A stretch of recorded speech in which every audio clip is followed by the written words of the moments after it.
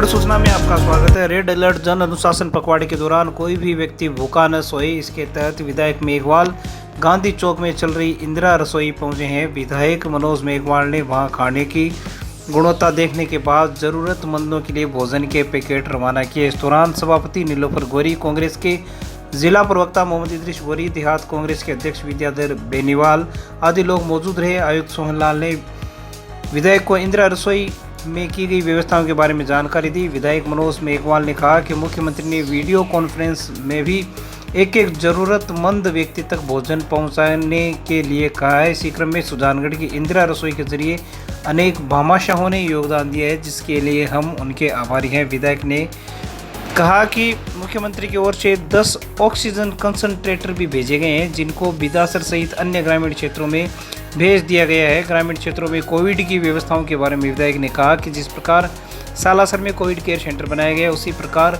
ग्रामीण क्षेत्रों में भी कोविड केयर सेंटर बनाने की तैयारियां चल रही हैं, ताकि शहरी क्षेत्र के अस्पतालों पर मरीजों का भार ज़्यादा न हो।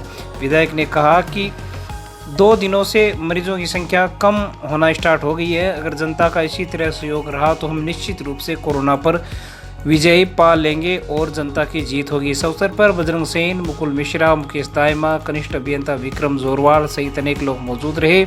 वहीं इंदिरा रसोई में पूर्व सभापति बाबूलाल कुलदीप, पार्षद पुष्पा कुलदीप की ओर से 5100 रुपये की राशि जरूरतमंदों की सहायतार्थ भेंट की गई है। इसी प्रकार स्वर्गीय गुलाम सदीक चिंपा की स्मृति में उनके परिवार की ओर से अयूब भाटी द्वारा 500 भोजन पैकेट की राशि भेंट की गई। नेमीचंद शर्मा की ओर से 2750 रुपये, मुख्तियार किच्ची की ओर से 500 भोजन के पैकेट के लिए राशि इंदिरा रसोई में प्रदान की गई है। वहीं सांवरमल सामरिया प्रकाश सामरिया परिवार की ओर से भी 500 भोजन के पैकेट की राशि दी गई है। विनोद कुमार तोशनीवाल के सौजन्य से 500 भोजन पैकेट की राशि, विनोद झंवर की ओर से 1100 रुपये की राशि आयुक्त सोहनलाल को इंदिरा रसोई के लिए सौंपी गई है। यह राशि पार्षद सीता देवी के प्रतिनिधि पन्नालाल सोनी ने प्रदान किया। आयुक्त ने बताया कि सहायक अभियंता दिलीप सिंह, जयकरण गुजर की देखरेख में टीमों द्वारा कोविड-19 नियमों के पालन करते हुए यह भोजन जरूरतमंदों तक पहुंचाया जा रहा है। पहले ही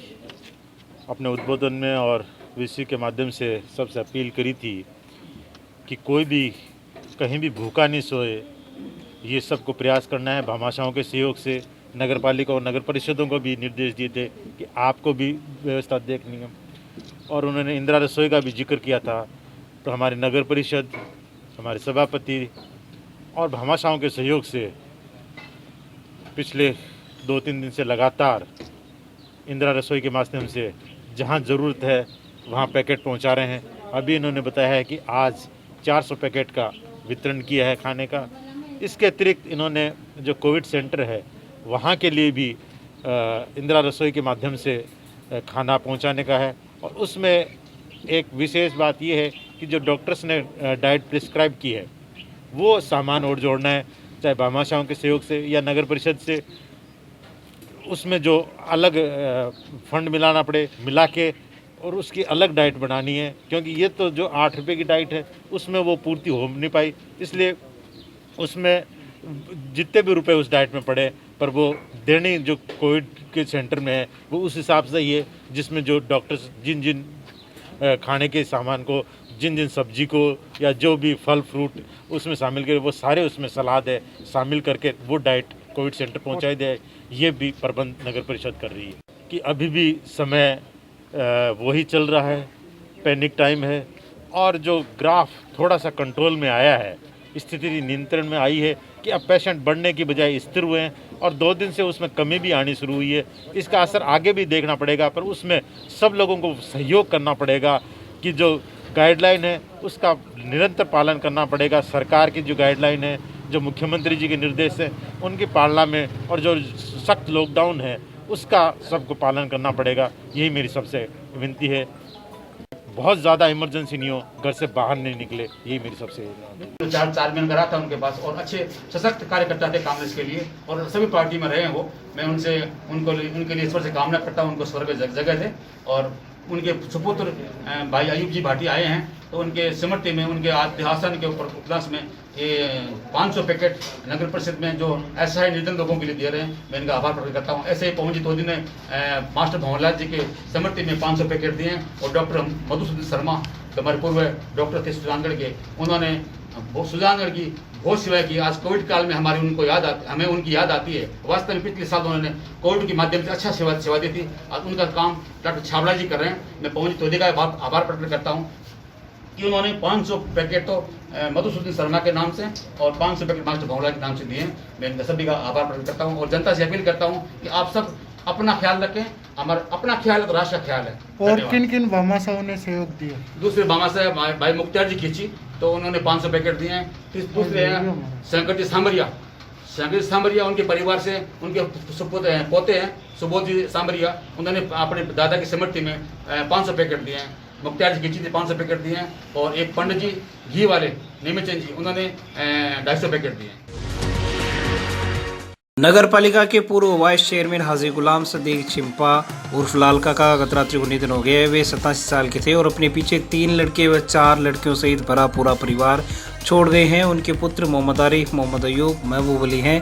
मोहम्मद अयूब ने इंदिरा रसोई पहुंचकर स्वर्गीय वाइस चेयरमैन की स्मृति में भोजन के 500 पैकेट जरूरतमंदों के लिए आज ही प्रदान किए हैं। मोहम्मद अयूब ने बताया कि उनके पिता 1990 से 1995 तक रूपचंद नाटा के चेयरमैन काल के दौरान वाइस चेयरमैन रहे और कार्यवाहक चेयरमैन भी रहे हैं। सुजानगढ़ के अनेक संभ्रांत नागरिकों ने स्वर्गीय चिंपा के निधन पर शोक व्यक्त किया है। सुजलांचल विकास मंच द्वारा राजकीय बगड़िया अस्पताल में रतनलाल खेमचंद बगड़ा परिवार के सौजन्य से 11 सीलिंग फैन प्रदान किए गए। मंच के लालचंद बगड़ा, संयोजक महावीर पाटनी, विनीत बगड़ानी, ये पंखे PMO doctor Suresh Kalani, doctor Purushottam Karwa को सौंपे। महावीर पाटनी ने बताया कि कोविड के चलते आपातकाल में मरीजों के बेड गैलरी में ही अस्पताल प्रशासन को लगाने पड़े, जिसके लिए यह पंखों की व्यवस्था मंच द्वारा की गई है। पीएमओ डॉक्टर सुरेश कालानी ने कहा कि सुजलांचल विकास मंच द्वारा कोरोना काल में जनित में उठाए गए कदम सराहनीय। उन्होंने आम लोगों से ऑक्सीजन रिफिलिंग के लिए अस्पताल में फंड में राशि देकर घर बैठे पुण्य कमाने की अपील की। उन्होंने कहा कि जिस प्रकार भगवान के दरबार में हम स्वामणी चढ़ाते हैं, ठीक उसी प्रकार कोरोना काल में आम आदमी की जान बचाने के लिए ऑक्सीजन स्वामणी करके हम लोगों को पुण्य कमाना चाहिए। गर्मियों के इस मौसम में सुजलांचल विकास मंच ने अस्पताल में जो भर्ती रोगी रहते हैं, अभी कोविड के कारण अस्पताल में ओवरलोड पूरा चल रहा है मरीजों का, तो राजकीय बगड़िया चिकित्सालय के प्रशासन द्वारा अस्पताल में रोगियों की भर्ती के लिए पूरी व्यवस्था की गई है। लेकिन कुछ मरीज़ है जो गैलरियों में और में इन्होंने व्यवस्था कर रखी है, वहाँ पंखे का अभाव था। आज सुजलांचल विकास मंच ने राजकीय बगड़िया चिकित्सालय में 11 पंखे श्री खेमचंद जी बगड़ा परिवार द्वारा भेंट किए हैं। मैं सभी भामाशाहों से अपील करता हूं कि ज़्यादा से ज़्यादा इस कोविड महामारी में सरकार और प्रशासन का ज़्यादा से ज़्यादा सहयोग करें, घर में रहे, सुरक्षित रहिए। मैं सुजलांचल विकास मंच के का बहुत बहुत धन्यवाद दूँगा। सुजलांचल विकास मंच की ओर से खेमचंद जी बगड़ा जी ने हमारे अस्पताल को जो है कोविड की स्थितियाँ देखते हुए और अस्पताल में हमेशा काम आने के लिए उन्होंने पंखे दिए हैं, 11 पंखे दिए हैं। मैं तहे दिल से इनका धन्यवाद करता हूँ। ठीक है, और ये जो पंखे आज इस गर्मी की सीजन में जो मरीज़ अपने जो भर्ती है, कुछ मरीजों को हमने गैलरी में रखा है, कई साइड में रखा, जहाँ जगह मिली हमने अभी मरीजों को अकोमोडेट किया है, एडजस्ट किया है। तो उन सब में उनको बेचारों को गर्मी से बड़ी राहत मिलेगी, इसके लिए मैं इनको बड़े तहे दिल से धन्यवाद करता हूँ।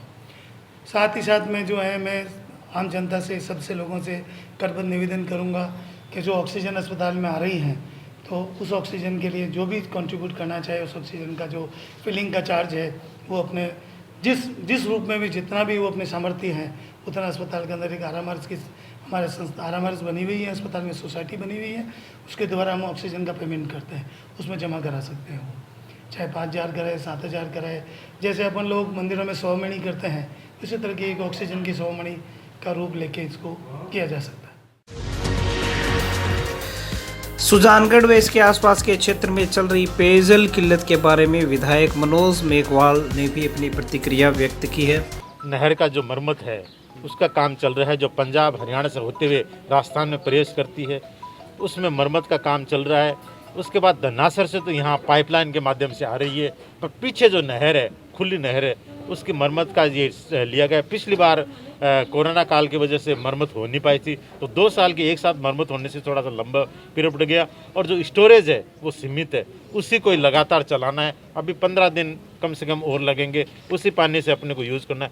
इसलिए थोड़े से जो पर व्यक्ति पानी की जो क्वांटिटी है और जो हर एरिया की निर्धारित की हुई है, उसको अल्टरनेट डे कर दिया गया और उसको आधा भी कर दिया गया। इसलिए थोड़ी सी पानी की किल्लत हो रही है।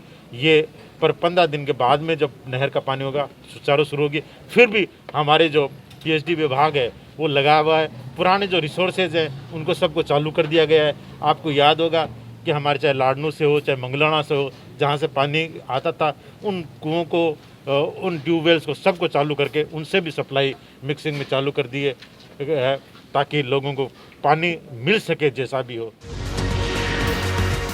बिदासर बेल्ट के लिए 10 ऑक्सीजन कंसंट्रेटर मशीनें राज्य सरकार की ओर से प्राप्त हुई हैं। विधायक मनोज मेघवाल ने कहा कि बिदासर, कानूता, सांडवा के स्वास्थ्य केंद्रों में ये मशीनें रखी जाएंगी ताकि वहां आने वाले कोविड के गंभीर मरीजों को ऑक्सीजन की किसी प्रकार की कमी नहीं हो। अमित जी ढाका जो IAS हैं, उनके सहयोग से 10 मशीनें आज हमारे पास पहुंची हैं ऑक्सीजन कंस्ट्रक्टर की। और उन 10 मशीनों का हम जो हमारी 3 बड़ी CHC है गांव में, उसमें एक बिदासर कस्बे में है, एक कानूता में और एक सांडवा में। वहाँ उन 10 मशीनों का हम भिजवा रहे हैं ताकि वहाँ कोई पेशेंट आए तो उनको तुरंत रिलीफ मिल सके। अगर सुजानगढ़ रेफ़र करना हो तो थोड़ी सी सुविधा हो या वहाँ जरूरत हो।